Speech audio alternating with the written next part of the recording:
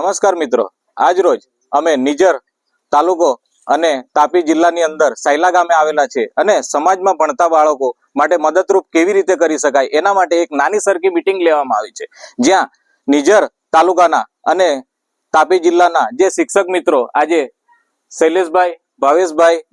નિરલભાઈ એવી રીતે સમાજના દરેક વ્યક્તિઓ આજે જે હાજર રહ્યા છે અને સમાજમાં શિક્ષણ વિશે કેવી રીતે આગળ વધાય, દરેક ગામની અંદર કેવી રીતે બાળકોને મદદરૂપ બની શકાય એ માટે શિક્ષણ શું છે એનું મહત્વ આજે અમે જે સમજાવી રહ્યા છે એક નાની સરખી મીટિંગ દ્વારા, કે દરેક ગામની અંદર પણ આપણે બાળકોને ભણવા માટે કેવી રીતે મદદરૂપ બની શકાય અને સમાજના વ્યક્તિ કેવી રીતે આગળ વધે એ માટે સંકલ્પ એજ્યુકેશન ટ્રસ્ટ સતત કાર્યરત છે. સંકલ્પ એજ્યુકેશન ટ્રસ્ટ એટલે સંકલ્પ એટલે એક વિચાર,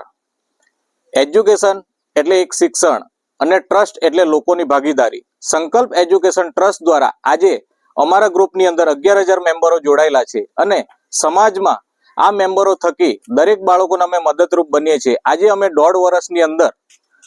સંકલ્પ એજ્યુકેશન ટ્રસ્ટ દ્વારા 28 લાખ રૂપિયાની બાળકોને મદદ કરી છે અને 180 જેટલા વિદ્યાર્થીઓને આજે 8 જિલ્લાની અંદર અમે બાળકોને મદદરૂપ બની ગયા છે અને બનતા રહેશું. જેથી મિત્રો આજે સંકલ્પ એજ્યુકેશન ટ્રસ્ટ દ્વારા અમે 8 પ્રોજેક્ટ પર કામ કરીએ છીએ, કે જેની અંદર પહેલા તો સૌપ્રથમ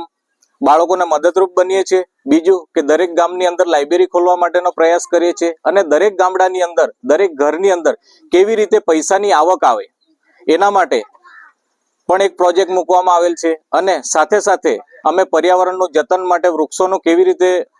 કરવું એના માટે પણ એક પ્રોજેક્ટ મૂકવામાં આવ્યો છે અને સાથે સાથે 5મો પ્રોજેક્ટ એ છે કે નાના બાળકો માટે શિક્ષણ માટે અમે 15 પાનાની એક શબ્દની વાંચન લેખન માટેની એક બુક તૈયાર કરવામાં આવી છે, કે જેથી કરીને સમાજના બાળકો શિક્ષણ વગર રહી ના જાય અને વાંચન લેખન કરી અને આગળ વધે. અને બીજો 6થો પ્રોજેક્ટ એ મૂકવામાં આવે છે કે સમાજની અંદર પુસ્તક બેંકની એક શરૂઆત કરી છે, કે જેથી કરીને વિદ્યાર્થીઓને એકબીજાને પુસ્તકો મળી રહે. અને 7મો પ્રોજેક્ટ એ મૂકવામાં આવ્યો છે કે દરેક સમાજના બાળકો કે વ્યક્તિઓને પૈસાની કેવી રીતે બચત કરવી એના માટે પણ એનું મહત્વ સમજાવવામાં આવ્યું છે. જેથી કરીને આ મીટિંગની અંદર દરેક શિક્ષકો કે તમે તમારા ગામની અંદર, તાલુકાની અંદર કે કઈ રીતે શિક્ષણ માટે વ્યાપ વધારી શકો અને કોઈ બાળકને ભણતર માટે કેવી રીતે આગળ વધારી શકો એના માટે એક ગ્રુપ ચર્ચાની અંદર મીટિંગ કરવામાં આવી અને એના માટે સમાજના દરેક વ્યક્તિઓ જેમ કે ભાવેશભાઈ છે, નિરલભાઈ છે કે તાપી જિલ્લાના શિક્ષકો જે આજે આપણી આ મીટિંગની અંદર અને આ બાળકીને મદદ કરવા માટે આવ્યા છે. તો મિત્રો આવા સમાજની અંદર દરેક વિદ્યાર્થીઓને ભણતર માટે કે શિક્ષણ વગર રહી ના જાય એના માટે આપણે ખાસ આપણી પોતાની નૈતિક ફરજ બને છે, કે જેથી કરીને જે દરેક સમાજના દરેક વ્યક્તિઓને આ જવાબદારી આજે ઉઠાવવી પડશે, નિભાવવી પડશે, તો જ આપણે કંઈક સમાજ કે રાષ્ટ્રનું કંઈ નિર્માણ કરી શકશું. તો મિત્રો આજે હું સંકલ્પ એજ્યુકેશન ટ્રસ્ટ વતી જે દરેક ગામની અંદર લાઇબ્રેરી ખોલવી, અલગ અલગ વિચારો કે તમારા નવા વિચારો હોય તમને રજૂ કરજો, કે જેથી કરીને અમે સમાજમાં એક જાગૃતતા લાવી શકીએ. અને આ ગામની અંદર આ એક દીકરીને આપણે જે મદદ માટે આવ્યા છે, જે વસાવા પુષ્પાબેન સુગાભાઈ, જેમના માતા પિતા નથી મિત્રો,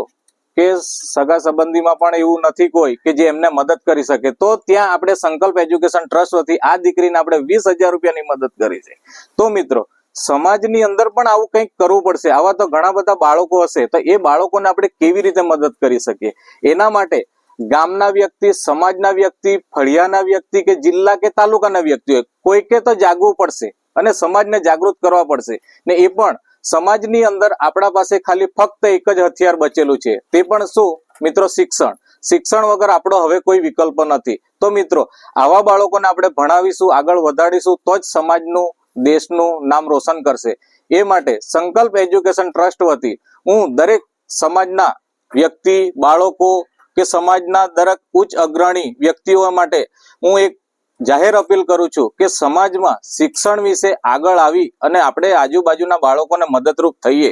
જેથી કરીને સમાજમાં જે વ્યક્તિ ભણશે, ગણશે તો નામ કે દેશનું નામ રોશન કરશે. અને સમાજમાં દરેક બાળકને ભણવા માટેની આપણે એક તક આપવી જોઈએ અને એ તક આપી અને